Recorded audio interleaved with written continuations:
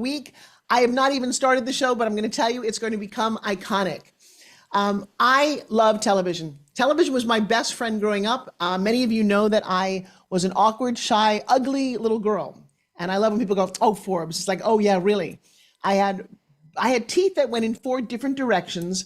And when I was 8 years old, this very sadistic orthodontist said, let's put her in braces for the next 8 years of her life. And not only braces, but I had a headset, I had rubber bands, and I had a tongue crusher for tears I couldn't even talk. And there was this TV show called My World and Welcome to It. And it saved me because the show was about a cartoonist who drew, and his daughter, he drew a lot of his daughter, who wore braces and a headgear, and she was awkward and she was a dork. And I needed her so much. And so I've always managed to find solace in TV because one, it was free, didn't have a whole lot of money back then. And I loved shows. Literally, I think I built my entire foundation, certainly believing in magic, on shows like Bewitched, I Dream of Jeannie, The Munsters, The Addams Family. I could go down the list. They were all, I mean, Here Come the Brides. You want to get crazy? I just did a Western movie and I kept thinking about Brandy and that, you know, how she fell in love with Joshua. And I'm like, oh my God, I remember this when I was 8 and 9. So television has, it can, or just television or movies or anything that we watch, I think can have such a negative or positive connotation. You know, nowadays, when I grew up, it was a sweet time. It was Herman Munster. It was I Dream of Jeannie. It was Bewitched. Now we shoot, kill, and maim people like it's nothing. I watch movies and there's blood spurting out of everybody. And I'm like, you know, there was a time when it was a lot nicer to be young. And so one of my heroes along the way, this is kind of ironic, my birth name is Francine, and I didn't necessarily love it. And this character came along and her name was Fran. And I thought, wow. And then she talked really funny, and I didn't mind the way she talked because I come from New York. I'm like, oh my God, look at that, you're my hero. And she ends up with a cute guy. But the thing that I remember most about the show was the style that this woman who had a killer body, she just wore the coolest clothes. Well, fast forward, and by the way, however you get influenced in what you wear in your style, I think today's show is going to be very important. We're going to hear from our guest, who is not only instrumental in the show we're talking about, but she's going to show you how what you wear on the outside can inform the world about what's on the inside for you. And I think that's so very important. The concept of what style and fashion and color, she doesn't even know some of these stories about me. It's had a massive impact on my life. And she became a student of mine, which I think is just so endearing because I knew her before she showed up. And she is the Emmy Award-winning fashion designer, stylist extraordinaire, all the way from across the pond. Please welcome to the stage, Miss Brenda Cooper. And the crowd goes wild. Ah! How are you? I'm good. I'm fantastic. I'm up in Utah right now, actually looking at the Red Rocks. Oh, I love Utah. When you look at the mountains, feels like Christmas time, doesn't it? Yes, that's exactly what I'm doing right now. Oh, I love it. All right. So by way of introduction, Emmy Award-winning stylist now you aren't always a stylist, though. You started out as an actress, yes? Yes, I did. Yes, like you. I know. And why did you want to be an actress? Because I was young, I was impressionable. I lived in New York. I was a model. I married an actor. Do you know Corbin Burnson? I did. Okay, I did not know that mic drop moment. Of course, I know Corbin. So Corbin was my first husband. I was taking acting classes together, and I was acting. But you know, I have to tell you, the funny thing is, I was actually watching an episode of something with my son yesterday that we found from the 80s. I was on an episode of Hunter. Oh, funny. And I was playing a hooker. Okay. I was hooker number 3. So when I look at this, I realize, and then another episode in the 80s, I was a murderer. So I clearly know why I gave up my acting career. And you know? I was typecast as a reporter. I'm a reporter in like 24. I'm a publicist in The Practice, and I could go down the list of all these TV shows. It's funny. I just looked at my residual checks. I get 52 cents from like 18 shows. Same here. Right. Same here. And so I realized, I mean, I always say that my career, my calling, my purpose, my passion found me, which is working with men and women and having them present the very best of themselves to the world. And I was on my last acting job. And, you know, this is just funny. This is so funny. So this job that I saw the whole episode with my son, that was very gory. Okay. My scene was with Gary Sinise. Oh my gosh. I had no idea. I had no idea because I posted it on my Instagram. And then another one, my last one, when I was like, I can't do this anymore. I don't do hooker very well. It's not my thing. Was with George Clooney before he was even known as an actor. On what show? It was called, hold on, it was called Sunset Beat. Oh my gosh. And I was a hooker again in a massage parlor, massaging the guy. And the director stops the scene and goes over the loudspeaker. This is more information than you need, Forbes. He goes, Brenda, could you look like you're a little more into it? And I couldn't. And that was it. That was it. Then I transitioned, and it's like, okay. So mine was, I had the lead in a television series. I got the lead character in a TV pilot called Fashion House. Oddly enough, you would have been great in this. Right. And cleared the entire country, ready to do it for Fox. They were launching Fox's new network. And they called me and said, we loved you, but your name is not famous enough to launch a show. We're going to replace you with Bo Derek. Like, is she an actress or a, wow. And then I said, at least you're going to give me the second role. They gave the second role to Morgan Fairchild. But Forbes, back then, no, you're never tall enough. You're never pretty enough. Your lips aren't big enough. Your lips aren't small enough. Your eyes aren't big enough. Your eyes aren't blue enough. It's like whatever you were never, it was never enough. It was always something else. I was so happy to get out of it. And I was so happy to find my calling that has been my absolute purpose and passion for the last 30 plus years. And how did it find you? It found me because I sat there being a hooker going, what am I good at? What is my natural talent? Because hooking wasn't it. Nothing against it.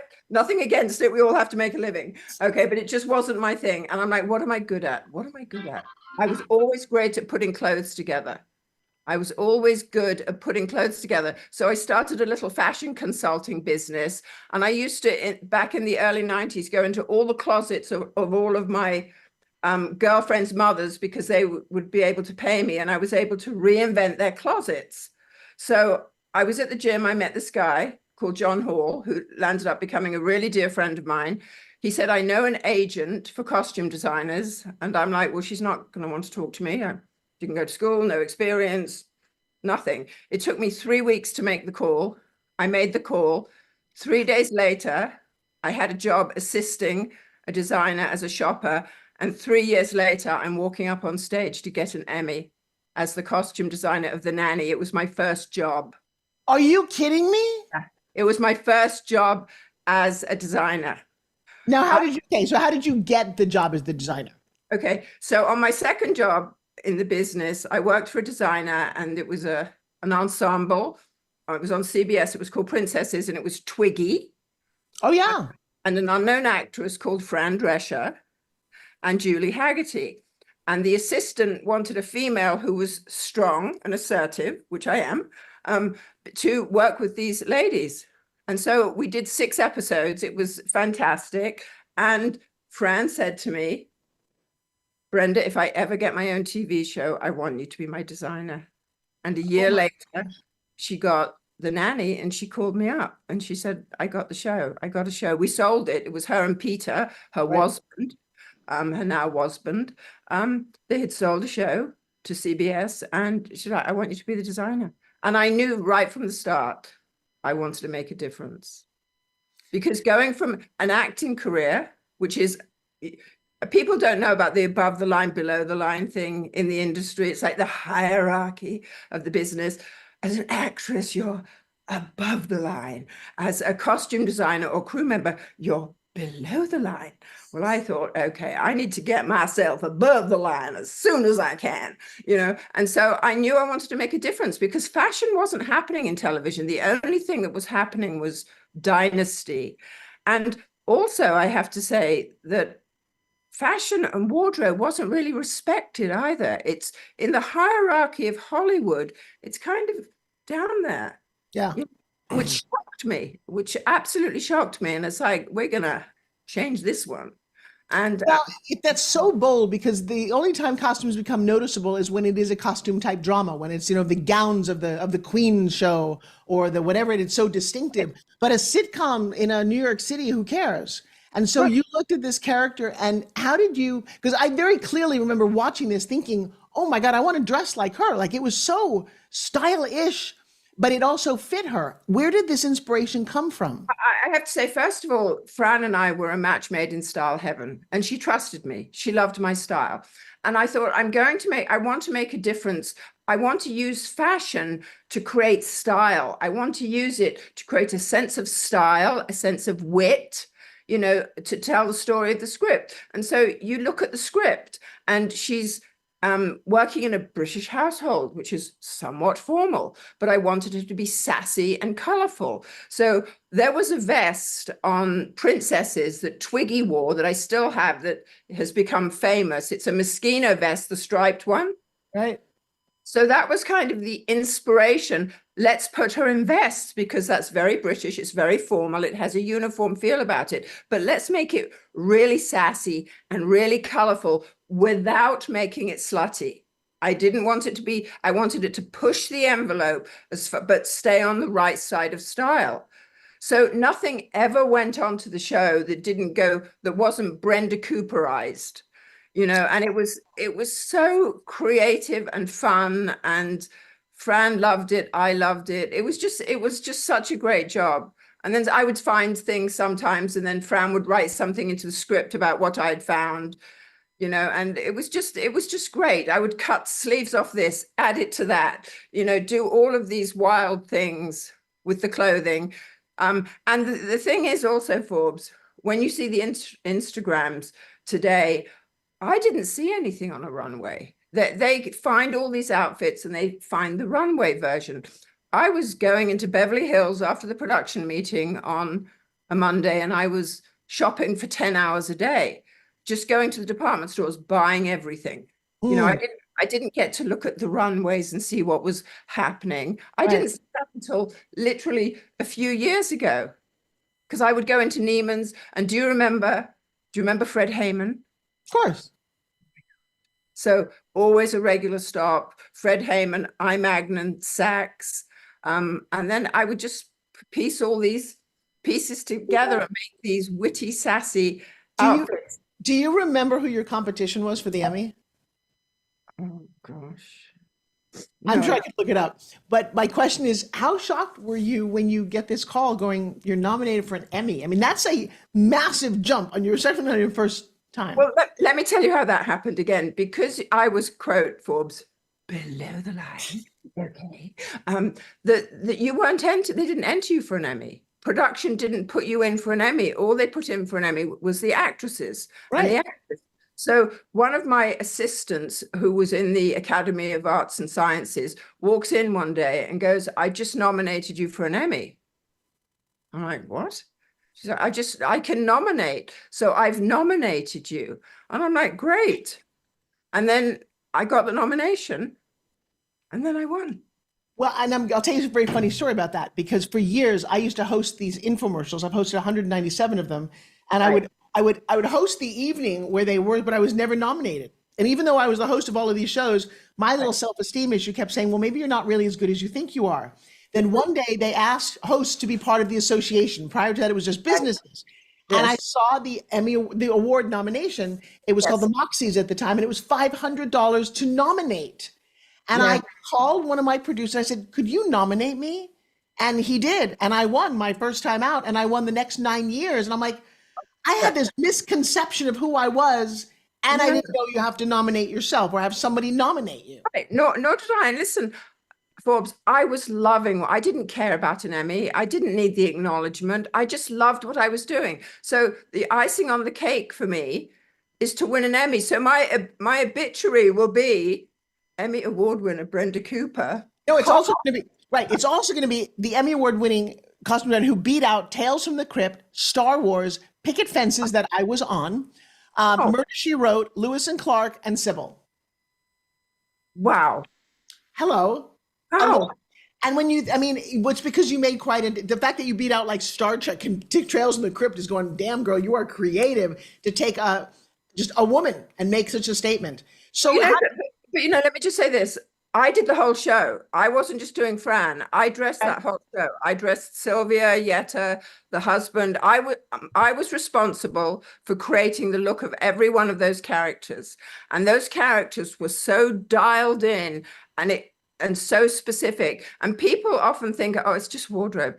You have no idea. You probably do, but you've no idea what goes into putting together a character and bringing a character to life off the pages of a script and making a visual statement. And I wanted to make a statement that the audience would smile when Fran walked out, that they would love all the characters. They loved Sylvia. I mean, dressing Cece Babcock was fantastic. I know, right?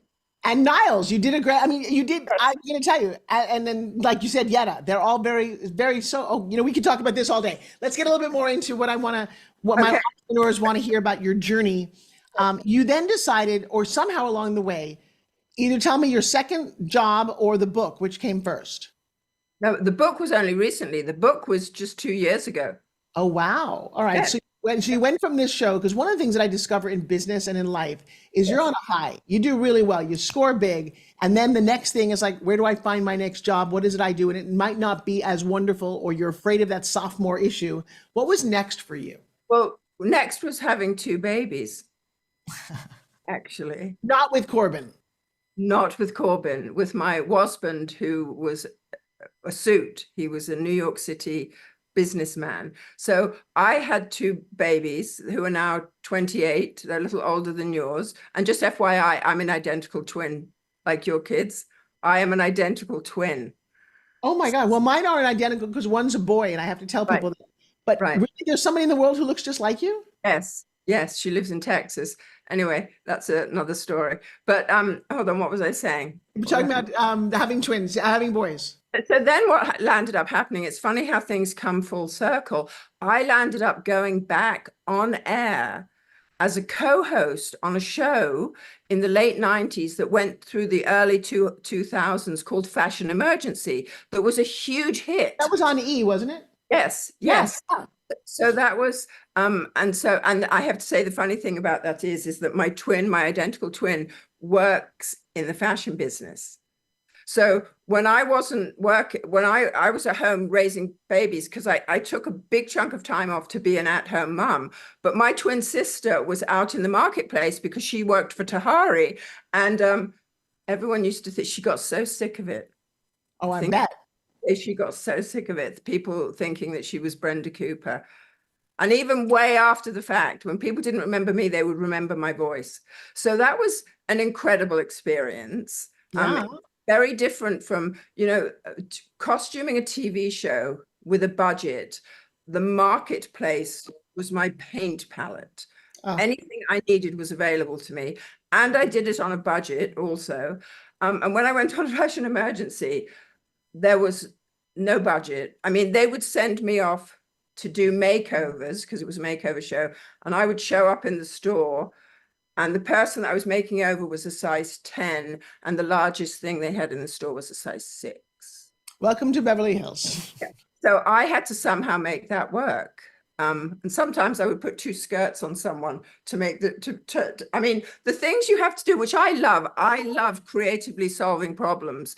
One of my greatest ones was Patti LaBelle, if you want to hear about that one, because that was done in an hour. But I love finding style solutions so that men and women can step into just full self-expression, full magnificence, full confidence, and just become unstoppable. And I do it with actresses, and I do it with people. And I just love it. Do you know that most people we were talking last night, most people never even have a clue what you're talking about. They put on something and they just go out and live their lives. Yeah, you're absolutely right, Forbes. And especially in business, it's like, and we were talking I was talking to you, studying the other day, it's like, it's your number one marketing tool. I mean, your image, and people, it's the last thing you think about, but it's always the first thing you see, and you hear all the reports all the time. You're judged in first 4 seconds before you said hello. And the impact of dressing in a way that fits and flatters your body, that makes you feel comfortable, makes you feel confident, it changes the way you stand. It changes the way you express yourself. It changes your success level. It changes your income level. It opens up opportunities. This is why it always kills me, as you're saying, people don't think about it, you know. And it's a combination of not thinking and not knowing. Yes. I've been very lucky in a couple of places throughout my life, whether it was in Los Angeles or here in Florida, that had boutiques, because I love pieces that aren't traditional. I have a feeling you could probably take any pencil skirt and top and make it look amazing. I could never quite do that. So most of us don't have the education and the understanding to do that. We need you. We need that. So you decided to write a book. Oh, I wrote years and years later because I'm sure that I'm ADD, ADHD, ABCD, every D in the book. I'm sure that I am. Okay. So it took me a long time. And again, the universe delivered to me a book deal from Penguin because I didn't want to self-publish. So I landed up getting a great book deal. And I did this book called The Silhouette Solution. I love it. And what I did with it, the book, if you look at it, I wanted to deliver a system to women because I would read style books. And then at the end of it, I would pretend I'm a layperson and go, okay, so now what do I do? And I wouldn't know what to do. I delivered a system that works regardless of your height, your weight, your size, your shape, your age, or your budget. I have used this system. I used it on the Nanny, and I've used it on women of size 22, size 2. And it works. I've used it for 30 years. So. Well, I'm excited to see what we can learn today. And I'm excited to read the book. I'm so proud of you. Well, thank you. I'm so proud of me. Hey, guys, we've got about 2.5 minutes to our first break. If you want to hear some more details on how to look better and dress better, you're going to want to stick around because I have a feeling Brenda's got some very cool ideas. Plus, make sure that you check out her Instagram. I've been following her as she shops and pulls the most amazing pieces. Before we go, though, we've got about a minute and a half. I had an odd moment the other day. All my life, I was made to, people wanted me to lose weight. It's been if you're a size 8 to 10 in Hollywood, you're too big. Yes. I walked into Macy's or wherever I was, and I saw a larger size mannequin. Yes. I thought I had died and gone to heaven. Yes. How do you feel about that? Finally, I mean, it's like, it's all inclusive. And now for me, it's like, you get to have style regardless of your size or your weight or your height. You get to look like $1 million.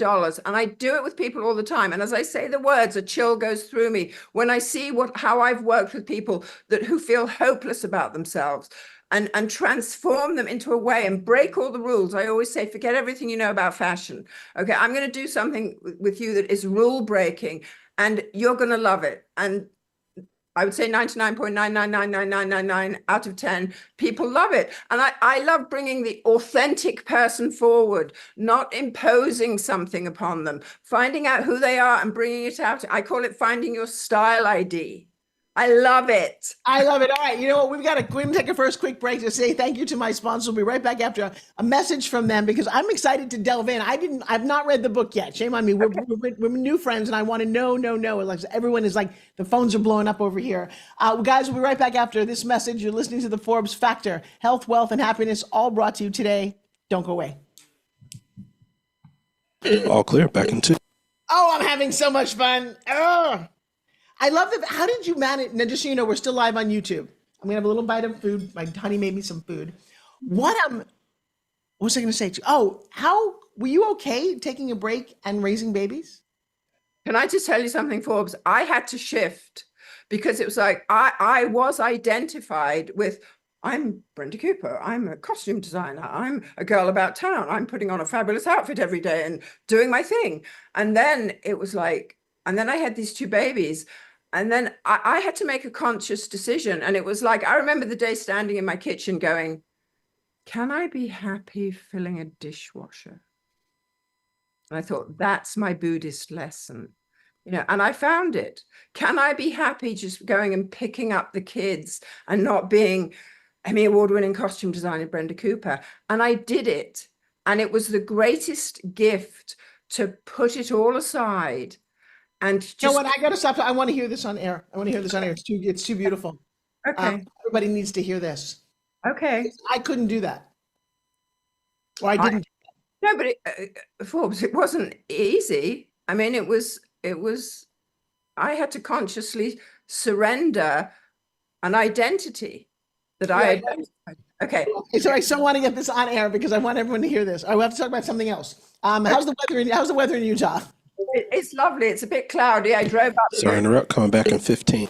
All right, we'll come back in 15 seconds. We'll start with that subject because that was so yummy. Okay. I had to find my dishwashing filabuta. Yes, it was. I remember the moment. Oh, hello. No, we're coming back. Hold on. Opening. I've lost. You are listening No, to I'm the still Forbes here. Factor. I'm still here. To question or comment, I've send an lost email you. to Forbes Where'd you lose me? ForbesRiley.com. Now back to the show. Here's You Forbes are, Riley. okay. Hold on. Hey everybody, we're back with Brenda Cooper. We were just having the most wonderful conversation offline, and I had to stop her because I was loving the conversation. She has 2 babies. I had 2 babies. How old were you when you had your children? I have just before I turned 40. Okay, so I had mine at 42. The decision that I made, and we're going to talk about identity because this is really priceless. Right. I very much identify with being Forbes Riley. I identify with being an actress on camera, on stage. I've never wanted to lose that. And I knew if I stepped back and was just mom, something told me that I would never get to go back the way I wanted. And so I chose not to leave and worked with it. My ex-husband, my husband helped raise the kids, and they both work with me today. So I made obviously pretty good choices. They're friends with me. We love each other, but it was challenging. You did something completely different. Tell us about it. Well, when I had left the nanny, I had on Fashion Emergency, the day I got the job on Fashion Emergency, I was pregnant. So I called them up and said, "You don't want me on the show." So I did the whole season. I was like 200 pounds when I delivered on camera. And I dressed in a way. I'll tell you this quickly, and then I'll get onto that story. What I did, you know the dress from Breakfast at Tiffany's, the poster. Yeah. Of Audrey Hepburn. I had my couturier friend, who's now 90, make me a jumpsuit in black velvet because it absorbed the light in exactly the same shape. And that's what I wore all through on air. So you could not see that I was pregnant until I turned sideways, which was a big shock. Anyway. And it wasn't even a shock to me because I was big. I was a big girl. I was 200 pounds when I delivered. But you know something, you'd asked me about, my career. I actually walked off the playing field, Forbes. And I was telling you before, I remember standing in my kitchen one day because I was identified as you were with, I'm Emmy Award-winning Brenda Cooper. I'm the girl about town. I put on a great outfit every day and I go and do my thing. Okay. And so now I have 2 babies. I mean, that were 18 months apart. It's like, can I give up my career and just be a mum? I was standing by my dishwasher and going, can I just fill this dishwasher and just be at peace and happy and complete filling it and just doing that and picking up the kids from school and bringing them snacks. And it was a Buddhist approach for me. And I did it. I did it. And I loved I would go to collect my kids every day and bring them snacks and pick them up. And I remember driving at the very beginning, and I have to pick up kids for 15 years, twice a day. I'll go mad. I'm mad. Okay. And then I absolutely loved doing it. And then things came in. Surrendering, especially because we live in Hollywood of, don't get off the hamster wheel. You've got to stay on it. You've got to keep looking young. I don't think you have to do any of it. I mean, if you can find peace within to be present, then you've won. I mean, I'm 67. Okay. Oh, wow. I'm 67. I haven't done any work on my face, and I'm going to age gracefully as much as I can. Tape. Well, I'm 3 years younger than you, and I'm also going to do the same thing. I just entered my first fitness bikini competition and got a medal for it. Yeah. Yes. And what we're being told, Forbes, what we're totally programmed with, in my book, I talk about the first 2 chapters in the Silhouette Solution about where they want to sell us their solution all the time. And in order to sell us their solution, we have to be made wrong. Okay. We're made wrong about the way we look so that they can sell us something. If you're a size 10 or 12 or 14 or 16 or an 18 or 20, and you're comfortable in that, be comfortable in it. You don't have to lose weight. You can look as fabulous at a size 20 as you can at a size 2. I promise you. Well, that's in my world not possible. So you have to help educate me because I was always criticized for my weight. I was on a soap opera and I was standing next to Julianne Moore and Meg Ryan. And as I often tell people, I was a battery charger, beautiful battery charger. Nobody says, oh, that's a fat battery charger until you stand next to a pen. And then you're like, oh, I guess the battery charger is kind of large. Right. And because I looked recently, tried to find a fat photo of me. And I was also 218 when I gave birth to my twins, but I was always like, you know, just 20, 30 pounds overweight, which looks normal, but I was this. And it was so horrible because, and I did some pretty stupid things to lose that weight. So the fact that you are now telling me and everyone in the world that you can feel good and love your body without having to fit into somebody else's stereotype, give us some ideas how to make that possible. Let me say this. When I heard this resonated with me because there's things I don't like about my body and I can't change them, but comparison is the thief of joy. Comparison. And that's what we do. And it's about self-acceptance. It is about, can I accept myself as I am, who I am today? And I can't tell you the freedom around doing that. Of like, I didn't always, when people say you have to love yourself, I'm like, well, I don't. And I don't know how to. You know, and doing the inner work, it's all inner work. I mean, the first 2 chapters of my book are clearing your inner closet. Oh, limiting beliefs. So we work on the inner closet of limiting beliefs before we approach the outer closet. And it's our belief system. And we live in such a society of that we're not okay. It's all about, isn't it all about selling? It's all about, and it's important because it's business. Yeah. Okay. It's that is very important, but it's to a level of like, yes, it's great to buy and consume and everything, but can I accept myself as I am? Okay. I mean, at the age of 68, nearly 68 in January, I should be over the hill and far away. No. Now, let me tell you something about that. I'm just beginning. I am just beginning. See, this is where comparison is the source of joy. Because as I was working out yesterday in my cute little outfit, I'm like, I'm almost 65. And I was like, there's not a 65-year-old in here who looks like that. And then the universe knocked on my head. I went shopping for our turkey dinner, and the woman ahead of me was 87 years old. And she was this spry little woman, and I was like, 87?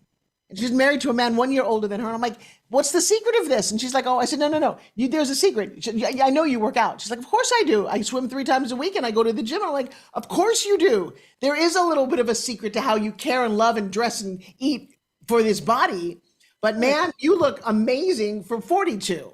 Right. But it's keeping a young spirit. Forbes, I work with William Shatner. He's been my client for 10 years.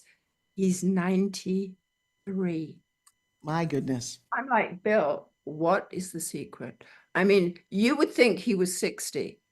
And it's about keeping, it's like about, and you know this, it's about not losing your mojo. You don't lose your mojo. Don't start looking like an old lady because you're up there. Maintain your mojo. Do it with style, baby. Oh, could that be our next book? Maintain Your Mojo?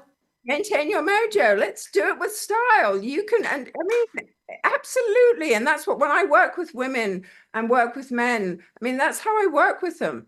It's an inner transformation. When I do someone's colors, Forbes, okay, I see transformation happen. It always shocks me. I've been doing this for 20 years. I literally see them when you find their tone of color and you find their energy, because color isn't just what we look at. It's an energetic energy. It's kinesthetic because it's wavelengths. People walk out of my studio, sometimes looking 10 years younger. And it's like, I don't even understand it in a way. But it's like when you find the things, when you wear the color of clothing that illuminates your skin, it makes you look younger. It makes you look vibrant. It makes you feel happy. So how can anyone ever say that clothes are a superficial thing? They're not superficial. I told you this before. For me, I dress the temple of your soul. I love it.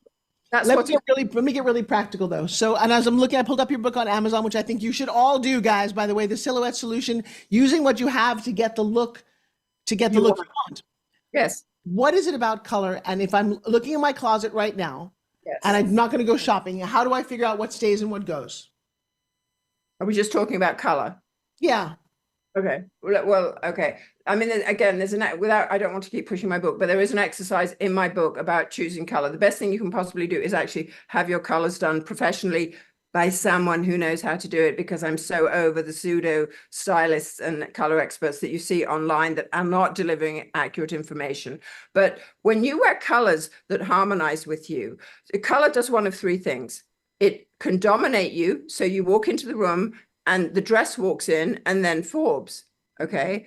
It dominates you. Look at the red carpet. Half the red carpet is you'll see the dress walking down, but you don't see harmony with the person. And when you see harmony, hair, skin, and color, you look like royalty. So often on the red carpet, the dresses are dominating. Or color drains you and makes you look tired when you feel perfectly fine. All color illuminates you. So when you wear the colors that harmonize with your skin, and there's this beautiful balance using artistic principles and scientific theory, you look magnificent. You look like royalty. It's like listening to music when a note goes wrong. It's a discord. When you're wearing colors that aren't in harmony with you, there's a discord. And especially as a speaker, being on stage where people are watching you for hours. I've taken courses where, I'm watching the speakers and they're wearing black and white because everyone thinks black and white are power colors, which they're not, unless they're your colors. And all you see is black and white. You don't see the person. And not only does it affect how you look on the outside, but it truly transforms your confidence level on the inside. So if I'm going to buy your book, and which I'm going to do, and to look, do we have you hold up color patches to yourself? Because I went to a stylist, and I will tell you, not a stylist, but a color theorician years and years ago, and it was spectacular. Do you ascribe to the season about how you look, or is it deeper than that? Say, do you subscribe to the season? Color is about season. So that color is seasonal. It's a seasonal. Color is seasonal. When you think about autumn colors, they're one color. Winter colors are considered bright colors. If you look at the work of the Impressionists, bright, bold colors were winter colors. So yes, it is by season, but it's not, I don't do a four tone, because in the very beginning of this, back in the 80s, the woman who started this, who didn't get credit for it, it was one of her students. Carol Jackson was a student of Susan Nagel. It was her color theory, and it was four, which was an incredible start, incredible. But the woman who taught me, who dedicated her life to color and the effect on human beings, there are colors in between those seasons. So you find your tone of color, one of 12, and you can see it, it. Forbes, you can see when you put one color on, when you put a brown, and not everybody can wear black successfully. You'd be amazed at how a soft black looks good on a person if black isn't really their color, and if it's not their color, you'll see bags under the eyes, shadows, loss of the edge of the face, weight gain, and then you put a brown on them, and it's like, oh my God. I am that person, because I know brown looks amazing on me. It's just so hard to shop for it. It's so hard to put it on. But when you see it, the full package, Forbes, and then an off-white, not a bright white, because a bright white is dominating, I would say, on you. And I mean, I take them through their colors, and then I put black, white, and their face. And this is what you see. 1, 2, 3 separations. And then I put brown, and then I put an off-white, an olive green. I know. And then there's this beautiful harmony of the person, and it's so powerful. It's powerful about going into interviews, getting jobs. 2 people have got exactly the same qualifications, okay, and one woman walked in, and this is a true story, in a red jacket that was so bright, fully qualified, but the employer, she told me, all I looked at was the jacket. She didn't get the job, the other person. So never, please, to your audience, do not underestimate the importance of your image and the impact it can have on your success, your happiness, your well-being, and the perception of you. So I guess the question for me too then is, how do you shop for this? Because when you go into a store, there's always limited things in stores. They have what they have. Do you just find pieces that you love and keep them so that you always have that? Or what is the suggestion? So assume that, you want, I'm just, as you said that, I'm thinking, I know brown looks great on me, but I cannot imagine walking out on stage in a brown suit. It would just feel so Oh my God. Can I tell you something, Forbes? Yes. If we ever get to see each other in person, Oh, we're going to. I would have you walking out on stage, coordinated in a brown suit, the right brown. And I am telling you, it will be a complete wow factor. I just have to tell you the story. One of the speakers, do you remember Agape? Do you remember? Of course, I love Agape. Yeah. She came and she had her colors done. She used to go on stage in the brightest colors because she was competing, with all the other speakers. And so wear the bright colors. I did her colors. Her tone of color was the softest tone of color. So I said to her, your power is in your softness. The next time you go out on stage, wear these soft, muted colors. She went out on stage. It gives me chills when I say it, and it's going to make me cry. She went out on stage, she delivered a talk, and she got a standing ovation. And she had never gotten a standing ovation before, because she was doing what everybody thinks you do, wear big, bright, bold colors. Okay, but her tone of color and her power was in her softness. I can promise you, you going out on stage in a beautiful, rich brown, coordinated with your jewelry or whatever, just a complete wow factor. And then having your background all coordinated, even today, you see the background there? You see the background? Yes. I'm in the hotel room. That's my coat covering bright white pillows, because those bright white pillows were dominating this visual. I totally get it. Yeah. And so do you see how you see me as a unified whole? I do. Right now.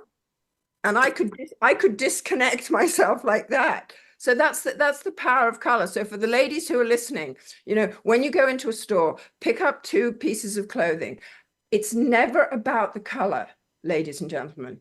It's always about the effect of the color on your face. So the mirror. Okay, now walk to the window if you can. Put the color up to you. Look what happens on your face. Do you have bags under your eyes? Do you have a shadow? Have you lost the edge of your face? Okay, and then put the other one on. We're looking for a connection between your hair, your skin, and the top. You don't want to be dominated like a bobblehead on top of like the trend color of fuchsia. And this is what I say to my clients, to everybody. We fall in love with colors that aren't in love with us. Why is that, do you think? Oh my gosh, it's so true. Because we're looking at a color, Forbes, and wearing a color is a completely different thing. I mean, I remember years ago, I was having my hair dyed, and the hairdresser, it was at my house, said, go and grab a towel and just that you don't care if it gets dye on it. So I grabbed this mustardy brown. It was a mustardy browny, horrible looking color. And I put it around and I clipped it, and I looked in the mirror and I'm like, oh my God. I was illuminated. My skin was glowing. And now I love that color because it looks amazing on me. So I always parallel it to a relationship. You've got the good-looking guy that looks like a Greek god, okay? And he doesn't treat you that well.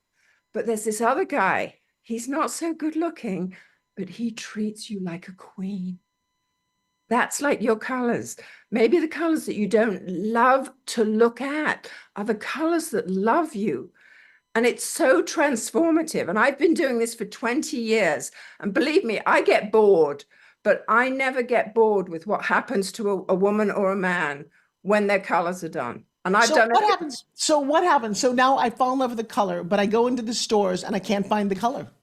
Okay, so you have to shop. You have to shop in a different way. Once you have your knowledge, once you learn about color, and I highly recommend, and I should probably do a course on this.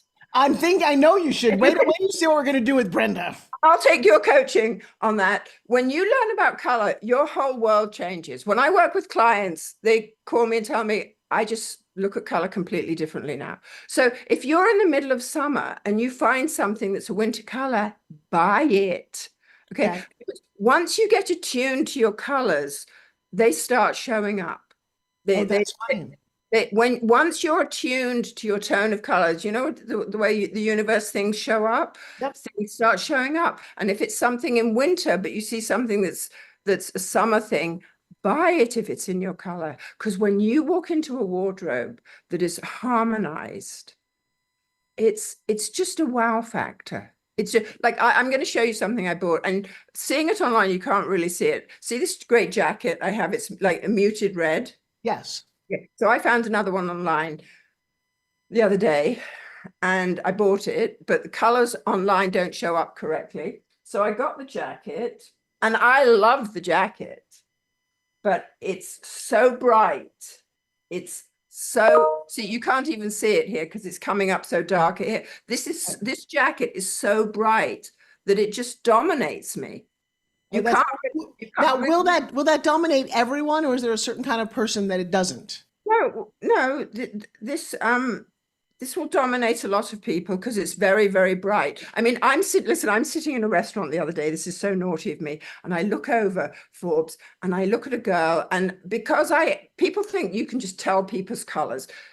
Sometimes I can tell a lot because I have a lot of knowledge, but it's like a doctor. I can't tell you until I do the tests. So, but I had enough knowledge about her to go, oh my God, that girl, I think she's a dark winter. So I kind of bring my camera up and I take a picture of her because she was so beautiful. And she was wearing a dark green. She was wearing her colors, whether she knew it or not, a dark green, forest green, and her skin was so light and her hair was so dark. She looked like Snow White. And I was like, wow. Did she think you were crazy? She didn't know I took a picture. Oh.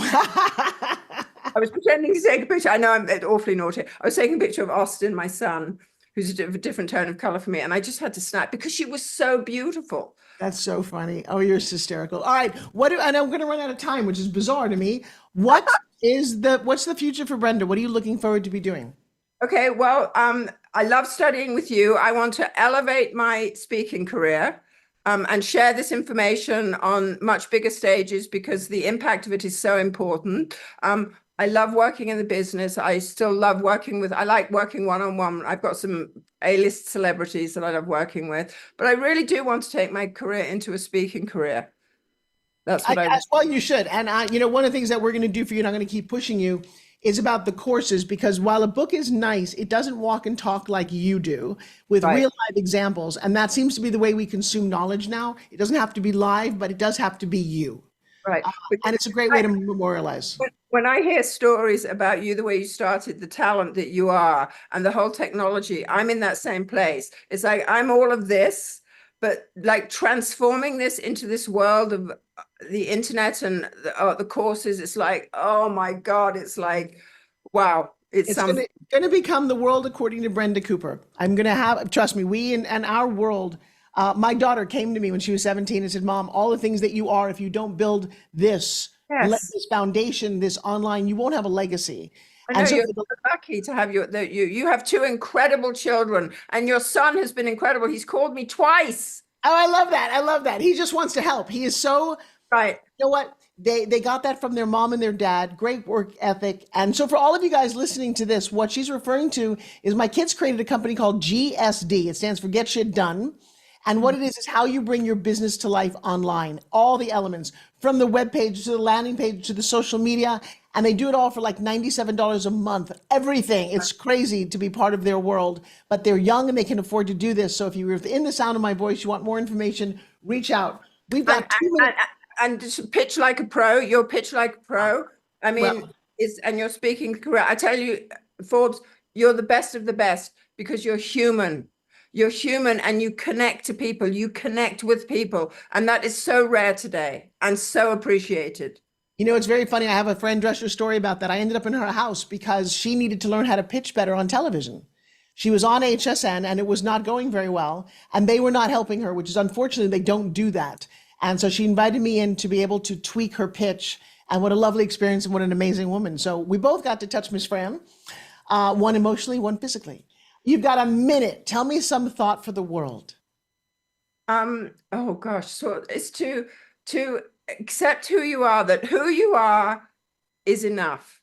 Okay. And just to refine who you are in every aspect of yourself, to put the best of yourself forward and put in the work, whether it's pitch like a pro, whether it's learning how to be a speaker, whether it's presenting your image, just present the best of yourself to the world, and you'll be a contribution to the world, and so much will come back. I mean, I'm so grateful for who I am and where I am in my life. I'm so grateful for running into you, and I was brought into you by my sister-in-law, and just, I mean, I love who you are, and it ain't easy together, let me tell you. Well, I will tell you back at you. We've got 30 seconds. Brenda, I love you. I will see you in class next week. To everybody watching, have a great holiday season. If you're watching live, you're listening to the Forbes Factor. We focus on health, wealth, and happiness. And Ms. Brenda Cooper embodies all and more. Wait for her course. Guys, everybody, bye-bye. Mwah.